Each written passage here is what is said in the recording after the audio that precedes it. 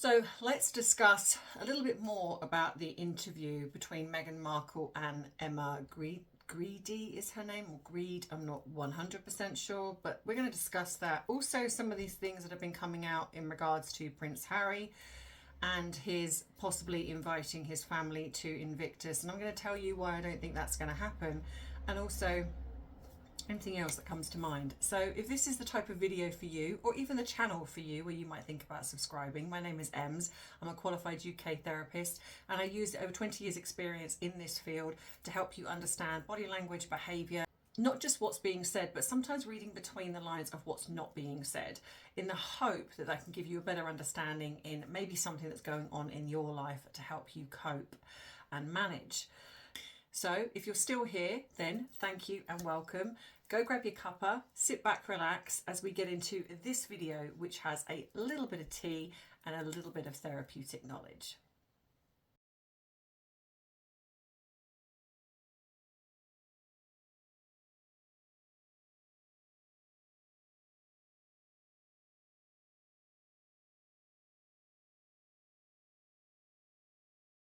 So before I get going, I just want to say that after my last video, when I was talking about the is it the Republic of Tea or the Tea Republic, and I said I wasn't sure whether I necessarily believed that she had taken the tea from that company or whatever it was and then rebranding it as hers. I've had a lot of comments, a lot of people have emailed me and said that this is a common practice. I believe is it you call it white, is it white goods or something something like that, where this is quite a common thing in business. So I still don't quite understand why.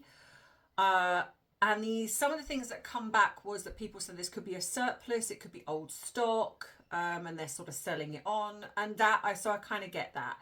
My other thing is that someone said that the tea bags were different shapes to the ones that she's selling. So again, this could be old stock. But anyway, so because I was not sure, and obviously a YouTuber was the one that said it, so I just want to say that if I come across that I was sort of saying that this YouTuber was wrong, that was not my intention at all.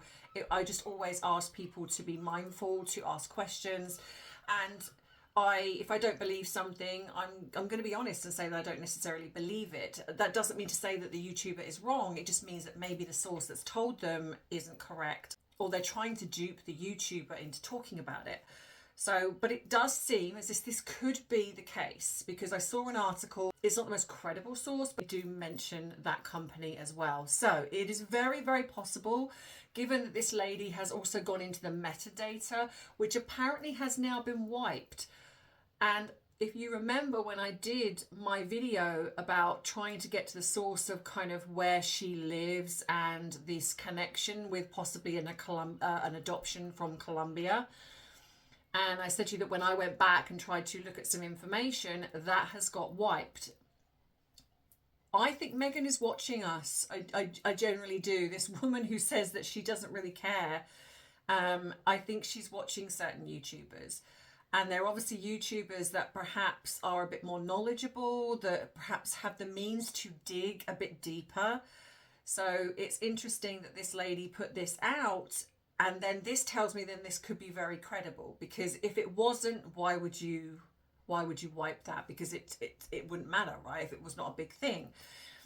So yeah, so I just want to say that, because I will always come to you and say if I'm wrong, if I've been wrong, or whatever it is, I'm always happy to come here and say, I was wrong in that instance. But I still stand by what I say, because I think that there is a lot of especially when you get those robotic YouTube channels, which sometimes mention the most ridiculous things.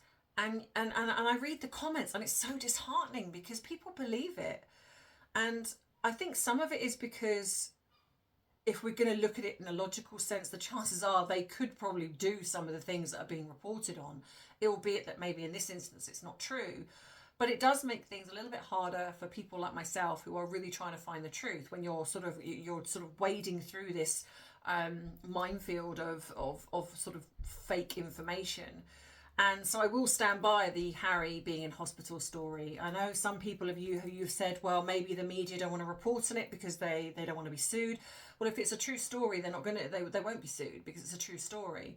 But also, like I say, there's just no way, in my opinion, that that someone like TMZ or someone like that is not going to pick up on a story and run with it. Or the media print all sorts of things about these two. So they're not just going to not print something about Harry being in hospital, especially if it's a true story. So I will stand by that fact that I don't believe that one's true. But the tea does seem now to look like it's a lot more credible. And I think if we're honest, if we're really honest, like I said, I don't feel this is like an aha gotcha moment, albeit that it's still news, right? It's still news. But it's because I'm not shocked by this. And I think if we're really honest with ourselves, none of us really are, because we know deep down that she is not slaving away at the kitchen sink making these preserves or whatever it is that she says that she's making. Albeit that she flits back and forth and she doesn't quite realise, I think, the lies that she says when she's put out that it's being done in a factory, and then it's kind of coming out that, you know, oh, well, the berries have to be in season because, you know, then it makes a difference of like what you're doing in the kitchen, and it all starts in the kitchen. And it's like, Meghan, anyone who makes jam, and I know there's a few of you out there, I've got friends, you know, dear friends who make jam, and they have told me the amount that it takes to make one pot of jam, let alone the amount that she's supposedly making to sell. Plus the fact when you're selling a product as a company, you have to get your items, especially when it's food, I'm assuming FDA approved. You cannot just randomly make some jam and sell it on a website and be like, this is my homegrown jam. And I've now got a company and I'm not going to have this checked out at all. So, I mean, there could be anything in this jam, especially if you're saying that this is being created from berries in your garden, but then you're selling this product online. I mean, come on. You know, even when you come down to the fact that she's got flour sprinkles, I'm sorry, but I don't believe for a second that she's there in the garden taking all these flowers and then drying them out or whatever it is to create flour sprinkles and then bagging them up and selling them on her website. What she's doing, which again is not a shock, is that she's bulk buying things in. She's taking them, separating them, putting them in her own designed brand labeling, packaging, and selling them. So these, and if you listen, and I think I screen grabbed it because I am going through her interview, and that will go up on my bite-sized tea. There's already one video that's gone up. So if you haven't seen that, please go and watch it, because I'm going to be breaking down her video in segments, and the segments are only about 2-3 minutes long, so it's not a huge amount of time, but I will be putting them over there because I am trying to get some traffic drawn to that channel, to get that up and running just in case anything happens to this one. I think, yeah, so this is what she's doing. So these companies that she's buying from, she's already got the assurance, because, and in one video, I think she says, one bit of the interview with Emma, she says about the fact that she sort of buys, you know, when you buy in products, so she almost gives it away, I feel. So ultimately, I wanted to do what felt authentic, but I also recognize that, yes, there are variables that you don't have to think about when you're doing composition of makeup, right? You can buy all of your products, you know your supply chain, and you know that every single time you can count on those sort of scientific ingredients to yield the same product. One of your partners is not Mother Nature. If it's a bad season for berries, sure, that's going to affect your product, but you're still going to wait until it all falls into place differently. So I do think this is what she's doing. So she is literally going to different companies, and I think she's doing what you guys have said in the comments, good goods or white, not white goods. My brain. I think it's white something. And I think in the case of possibly Tea Republic, whereas they sell 36 tea bags, is it 36 tea bags for $12? What she's doing is she separated them. So she's taken 36 tea bags and she separated them to 12. and she's charging the same amount. So basically, whereas you could go to Tea Republic and get the same tea, you'll get 36 tea bags. She's separating them into her brand packaging, and she's selling them at 12 each. So if you think of the markup on that, so in a way what you're doing there is you're paying nearly $40 for the same amount of tea bags that is being sold for $12.95 or whatever that is on the Tea Republic. So whether or not she is telling them that's what she's doing, I don't know, because I have emailed Tea Republic, and what's interesting is I sent 2 emails. One, I asked them if they delivered to the UK. I already knew that they did, but I thought I just want to see if they answered that one. And they answered that one within 24 hours. The second one I sent, same email, same address, I sent and asked them about their collaboration with Meghan Markle. Silence, nothing, but nothing back. Giving the benefit of the doubt, they may not know. So it's very possible that Meghan has bought products from Tea Republic. She has separated the tea, and then she's rebranded them into her brand, and then she has sold them on at a profit on those tea bags. So if you think that if that's what she's doing, then she's only got to buy, especially because she's saying that she's sold out. So we know, especially given tea, that there's every chance that she say she's bought five bags of tea from Tea Republic. So she could also, because you can buy your own tea bags. So apparently Meghan's ones are a different shape to the Tea Republic ones. So you can buy, and you can get them on Shein, Temu, wherever. You can buy tea bags, like Hessian like style tea bags. So it's very possible that she's buying their bulk tea leaves, repackaging them, and then selling them. Is it unethical? Yeah, in a way, I feel so, because I think that is naughty, because what you're doing basically is this company is doing all the hard work, and you're just swanning in and taking their hard work and then making it yours. So I mean maybe there is a law against that, I don't know, because I feel that's what she's doing. And I think she's doing that with all of the items that she's selling. She has basically bought items in bulk, and this is why she doesn't need to worry about getting them FDA approved or anything like that, because they already are. If you're able to buy them from, say, a bulk warehouse, they've already gone through all of the checks. So she's just buying them in, repackaging them, and then selling them on. Because in my opinion, there's absolutely no way that she would have been able to do all of this so quickly. And then this apricot jam thing. So it's, and now of course, like I said, we have the wine. And if you haven't seen my video in regards to the wine and my feelings on why she is distributing this apparently on Diana's birthday, then go and watch that. It's the one before this one. But yeah, so I think that this is what she's doing. And have other companies done it? Yeah, I'm sure they have.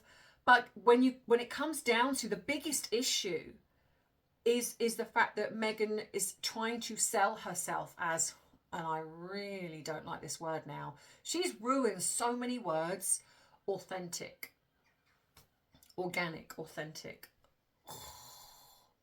It's like when I listen to some of the way that she talks, I actually find myself kind of going, oh, I've said that, or I've phrased it in some way it's similar to that. So now I have to recheck myself. Because when I find myself going, just be authentically you. And as soon as I go, I'm like, no, don't say it. Don't say the word, because now she's ruined it. She's ruined it for me. So I do think that is what's going on. But when I was looking at the Emma Greedy interview, and I say I will break a lot of them down and put them over on the Bite Size Tea channel, because then you get smaller segments. But the whole, one of the things obviously a lot of people picked up on was the telling the truth. Like when she said, when Emma Greedy asked her if she could change the narrative of, 8 years ago, how she was being portrayed, Meghan quite smugly goes, well, yes, I would like them to tell the truth. And I would say, be very careful what you wish for, Meghan, because if you're wanting the truth, then you can't cherry pick. So it will be, well, okay, so let's have the truth about the bullying. Let's have the truth about why the wedding was so rushed. Let's have the truth about the children, because we know you're lying about the children. So let's have the truth. And it's interesting because it's like she refers to 2018. And that was... So the two biggest things around that time was the wedding and the alleged pregnancy. Now, if she's talking about the wedding, I don't think it would be that, because there was nothing really, apart from the odd few little things that she was coming out of being a bit of a diva, there was nothing really in regards to the wedding that was such a big thing, aside from the stuff regarding her father. Now, is there meant to be some element of truth that she wants to come out in regards to that? Well, if that's the case, then tell the truth about how you treated him and how you threw him to the wolves with regards to that paparazzi setup with that photographer. But I am more likely to believe, given her behaviour recently, I am more inclined to believe that this is regarding Archie. I think because in 2018, she was allegedly pregnant with Archie, because he was born May 2019. So she would have fallen pregnant, say, around late August, September, maybe around that time, and in 2018. So I wonder, because if you look at the behaviour of her, go back to the moon bump flashes. Go back to the way that she dressed in the moon bump. It was so obvious, with anyone with a pair of eyes could see that she wasn't pregnant. If you look at the way that she's behaved since then, look at the way that she has been, it's come out that she had nothing to do with the boy when he was on the flight from South Africa. And that's unusual if you're a mother, right? If the child is yours, or even if the child isn't yours, but you're still, you're still a human being. Unless you're a narcissist, you would still have that connection. Then you have the way that she's depicting the boy on her Instagram. You have the fact that we're only ever seeing weird photographs when it comes to the boy. And then you have the twerking video where it, like I say, she stirred the hornet's nest in regards to this this pregnancy again, where people, has sort of gone quiet, even though we're sort of still wanting to know the truth, but on social media, it kind of gone quiet, but she stirred that hornet's nest again. I think she's doing it on purpose. I think she wants the truth to come out. And I think she wants it to come out because I think it's the ultimate, in her mind, it's the ultimate attack against the royal family, because it's going to come out that they knew, it's going to come out that they've lied. It's going to obviously throw Harry under the bus as to what really happened, whether it's he was unfaithful with somebody who was willing, or was he unfaithful with somebody who wasn't willing. And it's a huge thing.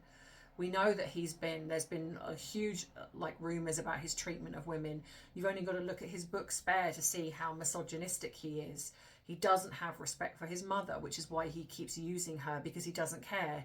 If he actually loved and cared about his mother, he wouldn't be using her memory every chance he got to play victim. So I think that in her mind, and this is how I feel that she potentially sees this. So if we're going with the theory that Harry did something and got somebody pregnant, and this is just going with the theory, I'm not saying it's factually true, but this is the theory that I feel is the only thing that makes sense to me. And she went along with being sort of pretending to be pregnant. And at the time when it happened, she would have done it either for two reasons. One, the royal family knew and they asked her to do it. I'm not sure if I believe that, but I think what's more is the fact that she did not want to give up her golden goose. I think possibly the royal family felt that maybe with that coming out, she would divorce Harry, but she's like, no, I'm not going to divorce Harry. I'm going to pretend to be pregnant. And there were things that were kind of going on behind the scenes. So I think that she did it on purpose. I think because she was trying to act as if she cared about Harry and she was wanting to, to support him in that moment.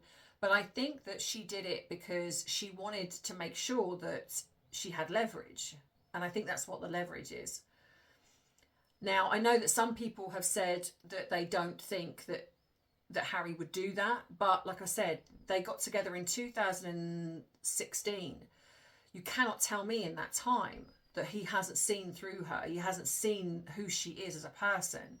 And I think that she absolutely lied to secure the relationship with him. I think there's a possibility that she said that she was pregnant and then pretended to have a miscarriage.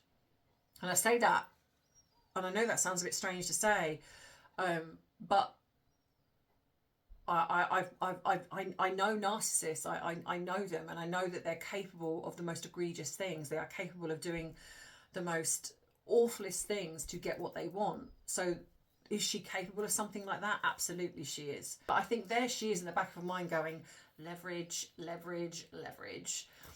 And I think this is why Harry is kind of stuck with her, because you can imagine that she's probably there going, well, if you don't do what I say or do what I want, then I'm just going to expose to the world what you've done. And as much as, okay, being unfaithful is not the worst thing in the world, but they've been lying, all of them, because I do think the royal family know now. Whether they didn't know in the beginning, I don't necessarily believe. I think they did. I really do. I think they were protecting the birth mother. I think probably even protecting the real child to some degree. And probably also because Meghan would have been probably fuming and been like, I'm not going to be humiliated. We've created this love story. You're going to humiliate me to the world if they find out you've been unfaithful. So I think there was a lot of factors involved. And it is the only thing that makes sense to me as to why the royal family would get behind this, because they would not lie to the world for a surrogate. I'm sorry, I don't care what anyone says, they wouldn't. The late Queen certainly wouldn't. She wouldn't put her whole legacy on the line to lie for a surrogacy. There's no shame in it. It just wouldn't happen. I don't think there's anything that Meghan could have had, even if it was a sex tape. I don't even think that would be enough. Maybe the only thing could be if it was something that could potentially put him in prison. Maybe, I don't know, because at the end of the day, he's still her grandson. So I think there's lots of moving parts here. But I do think that this is the leverage that she's got. That all of this has been happening recently is I think she wants the truth to come out. I actually do think she wants a divorce, but she wants one on her terms. So this is what. Yeah, so this is what I just think. I think that she's angling for. I think she wants the divorce, because in her mind this. And if you look at, like I say, the interview with Emma Greedy, she talks about going into fashion, and she says to Emma, "You and I will discuss that later." She is grooming people. So this woman is a calculated grifter. She knows that Emma is partnered with Khloe Kardashian, who is a huge brand. She's partnered, like I say, with the jean company Good American. So she knows the Kardashians are a global brand. Whether you disagree with whoever they are as people, they are, in Meghan's eyes, they are who she aspires, I think, to be. She wants to be like Kris Jenner. So she wants to, where she could just pick up the phone and command whatever, and Kris Jenner just gets it just like that. That is who Meghan Markle wants to be. In fact, no, I'd go as far as to say she wants to be bigger than that. That's why when I've talked about the White House aspirations, which I know I've said before a million times, and I'm sorry that sometimes I do repeat myself, but a lot of the time when I get new people on the channel, they don't always understand the way I say things. It's like I talk to you guys because you kind of know what I've been talking about. But I sometimes forget that there are people that watch my video for the first time and they're like, huh, what are you talking about? And I've said before that she's aligning and mixing with people that I think have connections and power. So I think that's what she's doing. She's literally looking for her next level up. But to do that, she needs to separate from Harry. So I genuinely do feel that she's trying to sort of curate this brand, because at one point Emma says to her, which I was very cringy, but she said to her, you've got big aspirations for As Ever. And Meghan's like, I have. And I believe that. I believe that's probably one of the most honest things she's said. I absolutely do believe that she's got big aspirations, maybe not necessarily just as ever, but just as herself. And so this is what she's doing. So when she's lining these people up in her podcast, Jamie, is it Kerlima, Kermit the Frog? Every single one of them are millionaires. That's not a coincidence. She is wanting backers. She is wanting people to back her. And I'd even go as far as to say that it's very possible that Jamie's already backing her. I think that's even possible, because if you look at the difference in the interview with Jamie, she was very kind of subdued, very sort of trying to come across almost like sickly sweet. Like, I'm so lovely and I'm so wonderful. And it was very much kind of like, oh, we're just such good friends. Then you look at that in comparison to the Emma interview, and Meghan is coming across a little bit more sort of feistier, a bit sort of hungry, a bit, so she's matching, and she's a chameleon, so she's matching Emma. Emma comes across, albeit it's just slightly disappointing that she's seen. I don't know whether I think that she's completely fallen for Meghan, because there was a few times when I was watching the interview that I was like, I don't know Emma's baseline, but I was watching her, and it just felt to me, there was a few times when it felt as if Emma wasn't fully convinced in what Meghan was saying. And there are a few times when Meghan almost comes across a little bit unsure of herself, like a bit nervous, but then she sort of switches and then becomes like, yes, I want this. And it's like, and Emma seems like quite a strong character. Like, she seems quite a strong personality. Like, she doesn't take, I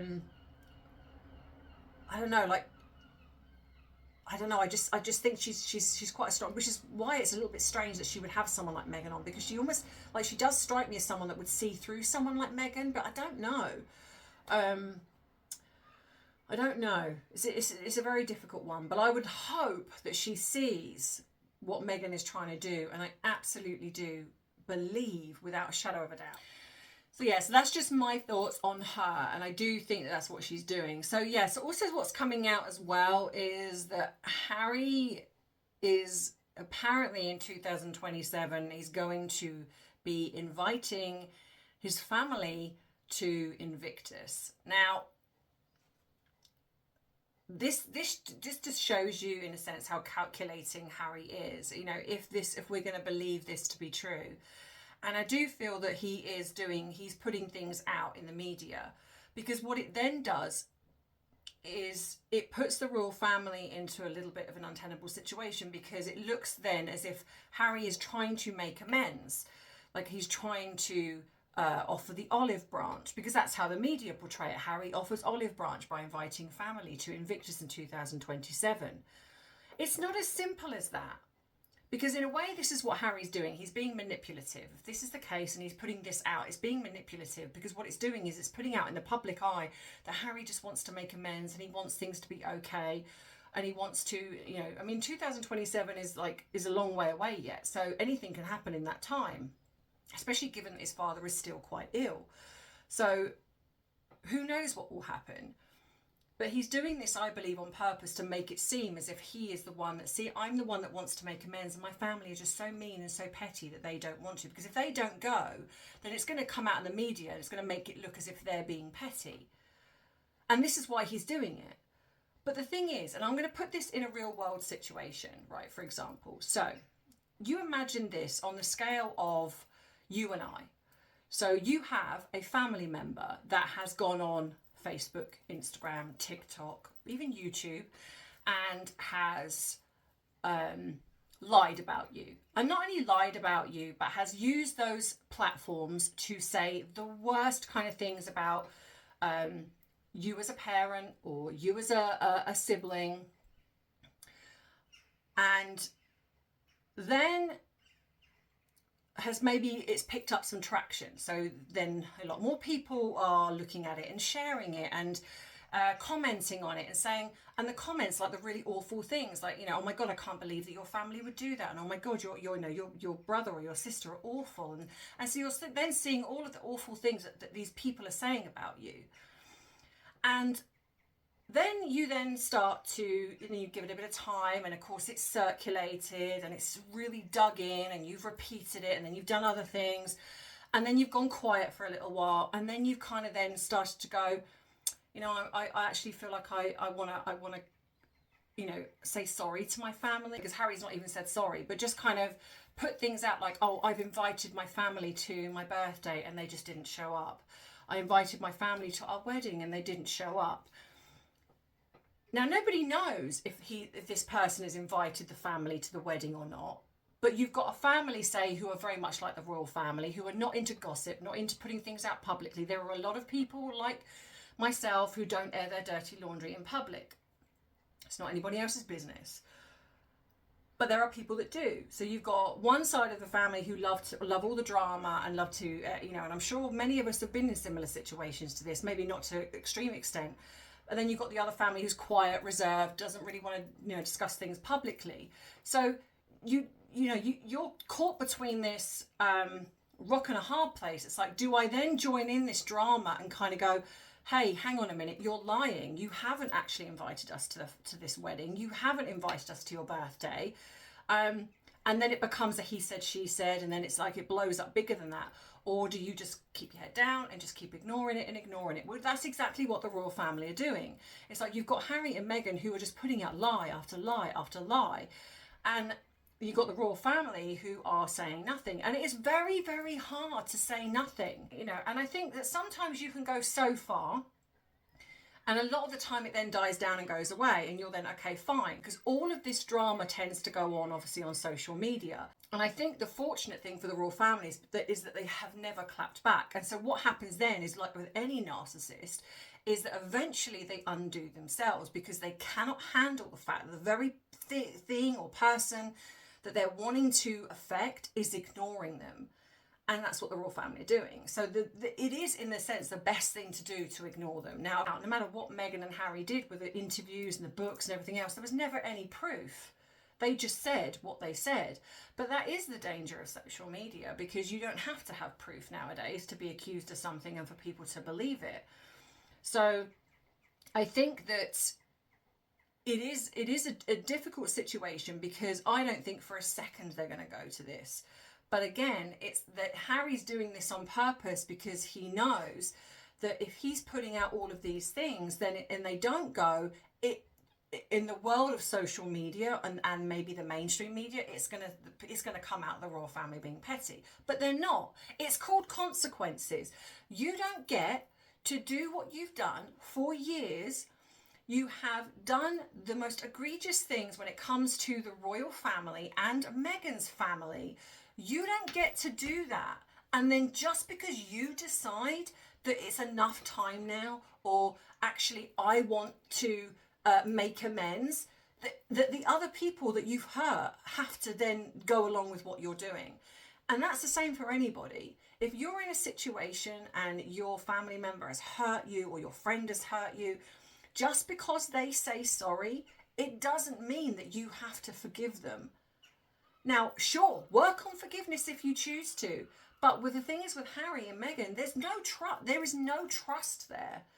And when trust has been broken, it's not just someone making one mistake. It's if you're allowing a person to make continuous mistakes, then that is then on you, because you're like, you now know who this person is. You know what they're like. So this is the situation. It's like, to me, just because Harry decides that, oh, it's enough time now and I want reconciliation, doesn't mean to say you get it. There are consequences to behaviour. You cannot do and behave in the way that you have and expect everyone to fall back in line, because you're now realising what you've done, because you're now realising that your wife is a money-hungry grifter and doesn't love you, doesn't care about you. That's not the royal family's fault. You were warned, you were told to take your time, get to know her, but you didn't. You rushed it for whatever reason, and here we are. You don't get to trash your country that literally has forgiven you time and time again.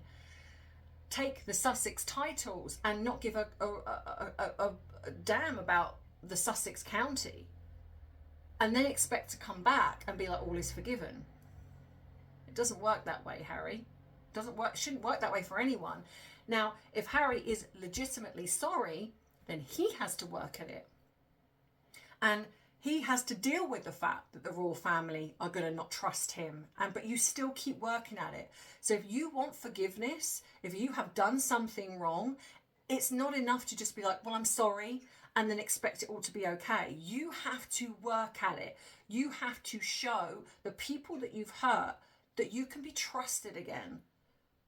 And if they then still choose not to trust you, that's called consequences. And maybe you should have thought about that before you did what you did, and before you allowed your wife to do what she did in disrespecting the late Queen. So, do I think they'll go? No. Do I think that this is just another media manipulation by Harry? Yeah. And I think, like I say, Meghan is doing exactly the same. And this is what all of this is. They're just playing the media manipulation game. None of this is a shock. None of this is a surprise to me. It's going to continue until they divorce. And I think when they divorce, he will scuttle off to Africa or wherever. And I think that we're not going to see the last of her. So I think the only way, because I do get asked this, the only way she will stop, possibly temporarily, is if it's the same as Amber Heard, where the truth has been exposed on a global level, and she's made to face the consequences of those actions. Whereas this is what now has happened, I think, with Amber Heard, even though, like I say, she just tried to come out and test the waters a little bit. But I think that's why she literally left the country and went to live in a completely other country, and then, in my opinion, hid behind having children. Now, I'm not saying that she isn't a good mother. I don't know her well enough. If she's a narcissist in how I believe, then that's debatable. But I don't know. But I think that's what she did, and so yeah, I think that's the only way it would possibly is if Meghan was really exposed for being the liar that she is on a global level, not just from us, but just everywhere. But that's just my thoughts and opinions. So let me know what you think in the comments. So if you've enjoyed this video, don't forget to give it a like. If you haven't subscribed and you don't want to miss future uploads, then please think about subscribing to the channel, because I am trying to get to my 100,000 by the end of the year, because I want my plaque. I do. I want it. I covet it. I'm being honest. I want to hang it on my wall. So please, if nothing else, please like, share, subscribe. It would mean a lot to me. If you would like to treat me to a cuppa, that's also wonderful, but not necessary. Always look after yourself first and foremost. But for those of you who ask and want to know if you can support me in other ways, because you do know that I do the free therapy behind the scenes, then yes, you can buy me the coffee. You can super chat. You can become a member. All of those things are there if you want them. There is my Amazon wish list. I have a PO box. You can write to me. It's email me, whatever it is. Then there's plenty of options there. You can buy my bubble merchandise, which is going to be changing at the end of this year. So if you want the bubble mug and the bubble family mug and stuff like that, then go across and get that, because they will be going and will no longer be available by the end of the year. So as I've said, if you want the breakdown of the interview, then please go and subscribe to Bite Size Tea, because it will all be going up there. I am breaking the interview down in various parts to showcase her body language. And I just want to say, sorry, and I'm waffling, but I just want to say, if there's anything that you can think of for Bite Size Tea, because I don't want to get pigeonholed in talking about Harry and Meghan again on another channel. Yes, I am using, in a sense, what I do to bring more awareness to things, but I want to ask your opinion. Is there anything that you would like me to discuss, which I can discuss on Bite Size Tea? Other celebrities, other situations. I just need some ideas, because I just don't want to get segued into Harry and Meghan again. But I'm just sort of drawing a blank. I think I was wanting to use it to talk about other celebrities, but again, when I've tried to talk about other celebrities, it's just not getting the views. So I want to kind of get in quickly before it gets too established, and then I'm in the same situation I've been in here. So ideas, please, everybody. If you've got ideas of how I can utilise Bite Size Tea, what would you like me to do? Is there anything that you would like me to showcase, talk about? Whatever it is, I'm really open to some ideas. So please drop them in the comments or email me, whatever it is. I really am asking you for your feedback and your advice on, and even this channel. Is there anything that I can do on this channel to get more interest? Because I do see that, like I say, the views are not particularly great. They are great in some and then not so much in others. So if there's anything that I can do to create a better space for you here, then again, please let me know in the comments. I always appreciate your feedback. Just please keep it respectful, because it's, you know, that's how it should be. That being said, I shall see you next week. So great, we have a great weekend, and I love you, I appreciate you, but most of all, I respect you. Take care. Bye bye.